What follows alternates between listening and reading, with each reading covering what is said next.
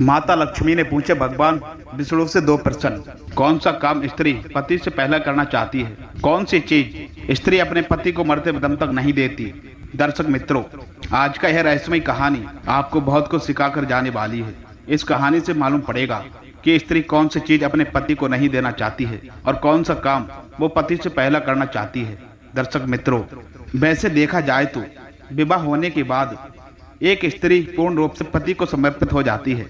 स्त्री की हर एक चीज पर पुरुष का अधिकार होता है और पुरुष की भी हर एक चीज पर स्त्री का पुरुष का अधिकार हो जाता है। स्वेच्छा से वह एक महिला अपने पति को खुश रखने के लिए हर वह चीज खुशी सौंप देती है जिसमें पति की खुशी होती है। पर ऐसी वह क्या चीज है दर्शकों जो स्त्री मरते दम तक अपने पति को नहीं देना चाहती है? ऐसा कौन सा काम है दोस्तों जो पति से पहले करना चाहती है? दर्शक मित्रों, यह प्रश्न सुनने में थोड़ा अजीब जगह लगता होगा, पर यह प्रश्न दोस्तों हमारे धर्म ग्रंथों में और रीति रिवाजों से पृथक नहीं है। जी हाँ दोस्तों, इसलिए इसका उत्तर लगभग सभी जानते होंगे कि कौन सी चीज है जो पुरुष जीते जी अपने पति को दे सकता है पर स्त्री जीते जी अपने पति को नहीं दे सकती है। तो आइए दर्शक मित्रों, जान लेते हैं इस कहानी के माध्यम से। दर्शकों, बात कुछ बहुत रहस्यमयी है। एक बार कैलाश पर्वत पर भगवान शिव और माता पार्वती जब का खेल खेल रहे थे। खेल में उनके बीच वार्तालाप होने लगा था। माता पार्वती ने सोचा था दर्शकों कि क्यों ना भोलेनाथ जी से कुछ ज्ञान भी अर्जित किया लिया जाए। यही सोच करके माता पार्वती ने उनसे बीच में प्रश्न करती जाती रहती थी, जिनका जवाब दोस्तों भगवान महादेव जी बड़े ही सुंदर ढंग से देने लगते थे। प्रश्न करते टाइम माता पार्वती ने पूछा, एक ऐसा प्रश्न पूछ लिया था जो बड़ा ही रहस्यमय था। माता पार्वती ने पूछा था दर्शकों कि हे देवादिदेव महादेव जी, मुझे ये बताइए, एक स्त्री और एक पुरुष का रिश्ता प्रेम व विश्वास व त्याग और समर्पण से बनता है। यदि इनमें किसी भी चीज का अभाव रहता है तो रिश्ते की नींव कमजोर पड़ जाती है। कई बार तो इनके अभाव के चलते रिश्ता टूट भी जाता है। कहते हैं दोस्तों, इसमें कपट के लिए कोई स्थान नहीं है। यदि स्त्री पुरुष के बीच कपट और जहाँ प्रेम होता है, विश्वास होता है, वही ग्रस्त, और जहाँ झूठ और कपट का अंधेर निवास मात्र एक अंश होता है, वहाँ ग्रस्त जीवन दर्शकों कलह और कलेशों से भरा रहता है। वहाँ पर दोस्तों पति और पत्नी के रिश्तों पर कोई मजबूती नहीं रहती। इसलिए दर्शक मित्रों, ये कि स्त्री कौन सी चीज वह अपने पति को मरते दम तक नहीं देती और कौन सा वह काम वो पति से पहला करना चाहती है, जबकि हर काम में स्त्री अपने पति को ही आगे रखकर चलती हैं। ऐसा भर कौन सा काम है जो वह पति से भी पहले करना चाहती हैं? दर्शक मित्रों, माता पार्वती के यह दोनों सवाल और प्रश्न सुनते हुए भगवान भोलेनाथ जी मुस्कुराते हुए कहने लगे, हे देवी पार्वती, जिन प्रश्नों के उत्तर तुम जानना चाहती हो उनके जवाब मैं तुम्हें एक कहानी के माध्यम से बताता हूँ। ध्यान से सुनना पार्वती। धरती लोक पर एक बड़ा ही सुंदर नगर था। उसी नगर के राजा के बेटे का एक विवाह होने वाला था। राजा के महलों पर नगर की गलियों को फूलों से रंगों से सजाया जा रहा था। उधर राजकुमार का विवाह दोस्तों जिस कन्या से होने वाला था वो बहुत ही तेज और उक्तबान थी। राजकुमार अपने कक्ष में पड़ा हुआ राजकुमारी के बारे में सोच रहा था। दर्शक मित्रों, सोचते सोचते अचानक से उसके मन में राजकुमारी के लिए और उनसे मिलने की इच्छा जागृत हो उठी। वो उसी क्षण राजकुमारी के पास जाना चाहता था। उसने एक योजना बनाई और सबसे छुपते छुपाते महल से निकलकर चला गया। अस्तबल से एक घोड़ा लिया और घोड़े पर सवार होकर के राजकुमारी से मिलने के लिए चल दिया। दर्शक मित्रों, चलते चलते जब वह एक जंगल के रास्ते से गुजर रहा था तो वहां उसे एक बहुत जोर की प्यास लगने लगी थी। अब तो राजकुमार पानी की तलाश में इधर उधर भटकने लगा था। कहीं कोई जलाशय नहीं दिखाई दे रहा था। यदि कहीं पर कोई नदी या तालाब मिल भी जाता तो उसमें वह पानी नजर आ रहा था। इस प्रकार से दर्शक मित्रों, वह प्यास से व्याकुल होकर राजकुमार एक झोपड़ी के पास पहुंचा था। वहीं पास में ही एक कुआं दिखाई दिया।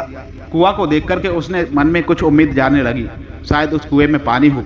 राजकुमार ने कुएं में जाकर के देखा तो दर्शक मित्रों, सच में कुएं में पानी भरा हुआ था। पानी को वह देख करके उसकी प्यास और भी तीव्र हो उठी। अब तो दर्शक मित्रों, उसने बिना देर किए हुए कुएं से जल निकाला। पानी भाई पीने लगा था। जब उसने पेट भर के जल पी लिया था तभी क्या देखता है दर्शक मित्रों कि उस झोपड़ी से एक बुढ़िया निकल करके आती है। वो बुढ़िया दोस्तों उस राजकुमार से कहने लगी थी कि हे मुसाफिर, कहीं तुमने इस कुएं का जल तो नहीं पी लिया है? यदि तुमने इस कुएं का जल पी लिया है तब तो तुमने बहुत बड़ा अपराध कर दिया और भूल कर दी है। ये कुआं एक ऋषि के द्वारा श्रापित है। इस कुएं से जल पीने वाला मनुष्य नरभक्षी हो जाता है। आज से तुम भी इस हर रोज रात को रोते ही नरभक्षी बन जाया करोगे। उस समय तुम्हारे पास जो मनुष्य आगर आएगा तुम उसका भक्षण कर लिया करोगे।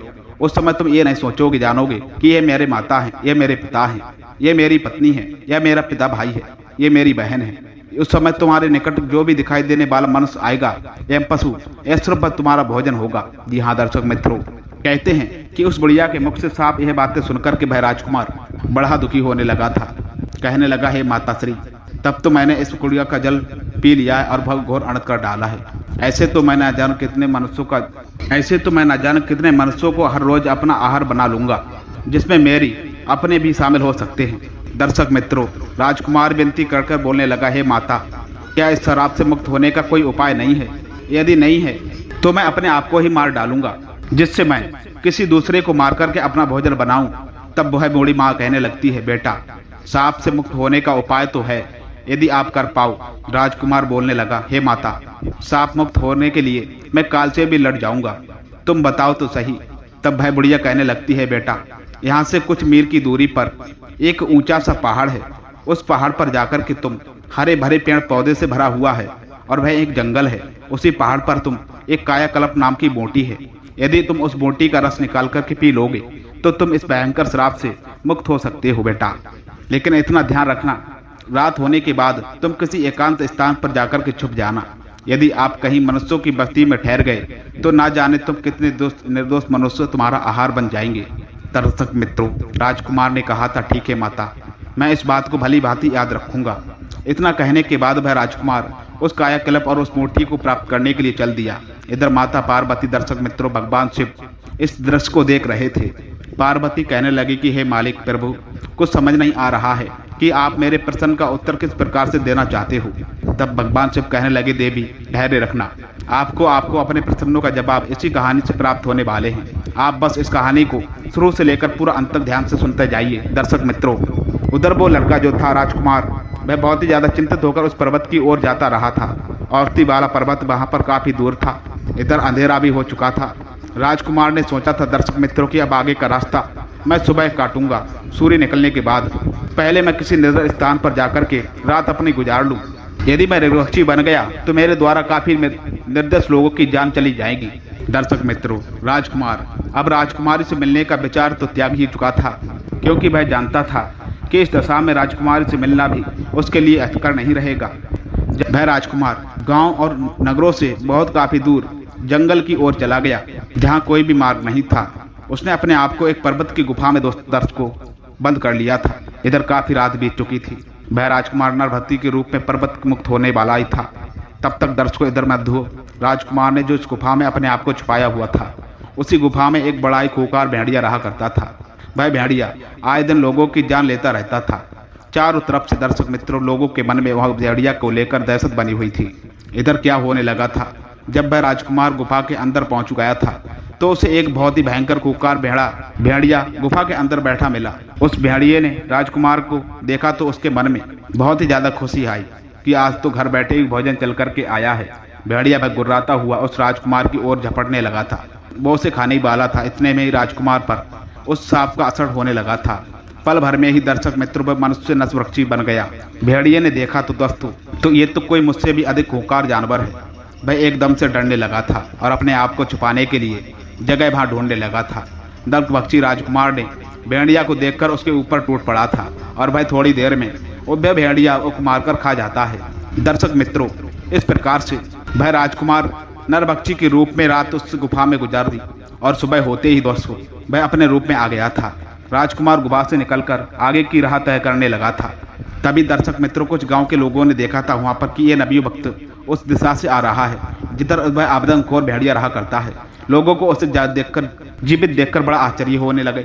सब लोग उससे पूछने लगे, अरे भाई साहब, तुम कौन हो और इधर कहाँ से आ रहे हो? इधर तो एक बड़ा ही खूंखार भेड़िया रहा करता है जो लोगों को मारकर खा जाता है। तुम भला जीवित कैसे बच आए? तब राजकुमार ने बताया था, दर्शक मित्रों, अरे भाई, मुझे किस बात का भय लगता। जिस भेड़िया की आप बात कर रहे हो वो तो उस गुफा के द्वार पर मरा पड़ा हुआ है। मैंने उसे मार डाला है। राजकुमार की बात जानकर गांव वालों को बड़ा आश्चर्यचकित हुआ। वे सब इस बात की प्रताप करने के लिए उस गुफा के पास पहुंचे तो देखा था, दर्शक मित्रों, सचमुच वह भेड़िया मरा पड़ा हुआ था। यह देखकर के लोगों के मन में भेड़िया को लेकर जो दहशत बनी हुई थी वो खत्म हो गई थी और वह पूरे राज्य में इस बात की खबर फैलने लगी कि एक सामान्य पुरुष ने, दर्शक मित्रों, उस भेड़िया को मार डाला है। जब यह बात जानकर वहां के राजा को पता चली तो वह राजा उस राजकुमार को मिलने के लिए अपने महल में बुला लेता है और कहने लगता है कि हे वीर युवक, तुमने उस भेड़िया को मारकर हमारी प्रजा को निर्भय कर दिया है और मैं तुम्हारी इस वीरता को और साहस का मैं काहिल हो गया हूँ। तुमने मुझे बहुत बड़ी प्रशंसा दी है। बताओ, इस खुशी में मैं आपको एक तुरंत उड़न खटोला भेंट कर रहा हूँ। ये उड़न खटोला तुम्हें पल भर में यहाँ से वहाँ पहुँचा सकता है। तभी दर्शक मित्रों, वह राजा से उड़न खटोला पाकर के वह राजकुमार बड़ा ही खुश होने लगा था। सोचने लगा, ये तो बड़ा अच्छा हुआ, अब मैं इसी उड़न खटोला की मदद से उस पर्वत पर आसानी से पर पहुँच जाऊँगा। तभी दर्शक मित्रों, राजकुमार ने ऐसा ही किया। वो उस जादुई उड़न खटोले पर सवार होकर के और उस पर्वत पर जा पहुँचा था। उसने देखा दर्शक मित्रों, वहाँ पर कायाकल्प नाम की एक अनेक बूटियाँ चपक रही थी जो बार बार अपना रूप बदल रही थी। बूढ़ी माँ ने उससे कहा था पहले ही कि जो बूटी अपना रंग रूप बदलती दिखाई दे तुम्हें, उसी का रस निकाल करके आप पी लेना बेटा। राजकुमार ने दर्शक मित्रों बिना समय गवाए वह कायाकल्प बूटी का रस निकाल करके पी लिया था। क्योंकि दर्शक मित्रों इधर शाम होने वाली थी। राजकुमार वह अब नेरो हो चुका था। राजकुमार ने क्या किया दर्शक मित्रों, वह उड़न खटोले पर बैठ करके अपने राजकुमारी के नगर को चल दे दिया। वहां पहुंच करके वह अपने राजकुमार से मिलने लगता है और राजकुमारी भी राजकुमार से मिलकर बड़ा प्रसन्न होने लगी थी। इधर राजकुमार ने दर्शक मित्रों अपने नगर में खबर भिजवा दी कि आप बारात लेकर के आइएगा, मैं अपने ससुराल पहुंच गया हूँ। इधर राजकुमार की बारात आने लगती है और आए दिन उसका राजकुमारी के साथ बड़े ही धूमधाम के साथ दोस्तों विवाह हो जाता है और वह अपने नगर को लौट आते हैं। दर्शक मित्रों, दोनों बड़े आनंद के साथ में रहने लगे थे। कुछ समय बाद राजकुमार के घर में एक पुत्र का जन्म होने लगा। पुत्र की खुशी में दोस्तों राज परिवार में जश्न मनाया गया था। प्रजा में मिठाइयाँ बरसवाई गई। इधर माता पार्वती ने भगवान शिव से दोस्तों पूछा था, हे प्रभु, आपकी लीला मेरे समझ में नहीं आई। एक प्रश्न का उत्तर बताने के लिए आपने मुझे एक राजकुमार की पूरी कहानी बता दी, लेकिन मालिक मुझे उत्तर अभी तक प्राप्त नहीं हुआ है। तब भगवान शिव कहने लगे, देवी अब बहुत ही जल्द तुम्हारे प्रश्न का उत्तर भी प्राप्त होने वाला है। फिर भाई क्या हुआ दर्शक मित्रों, एक दिन उस राजकुमार के राज्य पर शत्रु देश ने चढ़ाई कर दी थी। राजकुमार अपने दुश्मनों से लड़ने के लिए युद्ध में जाने लगता है। उड़न खटोला की सहायता से उसने दुश्मनों से सेना को तो खचेर दिया था, लेकिन पर युद्ध में तीर गर जाने से उसकी भी जान चली गई थी। जब राजकुमार की मृत्यु होने के बाद में तो सब लोग उसे अर्थी पर रखकर ले जाने लगे थे।